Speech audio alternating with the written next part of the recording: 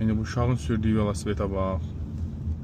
Bax, bura velosiped zolağı deyil axı, ay qurban sənə. Velosiped zolaqları var da, dövlət çəkibdir yolun sağ tərəfində. Və onlar mühafizə olunur. Yəni avtomobil ora girə bilmir. Görürsüz? Orada hissəciklər var. Uşaq olsa nə qədər desən də uşaq onu gedib eləməyəcək. Axı orada nəsə olsa ailə pərişan olmaz. Olacaq, ona görə Ailə pərişan olacaq bir. vermək lazım deyil. Onu öldürən sürücü, vuran sürücü gedəcək içəri, ikinci ailə bu tərəfdən pərişan olacaq 2. Lap getdi 5 il yatdı, 10 il yatdı, nə bilim necə oldu, çıxdı gəldi, ömür boyu vicdan əzabı çəkəcək 3. Biz velosiped sürürdük, özü də harda? Küçədə, yolda yox, küçədə.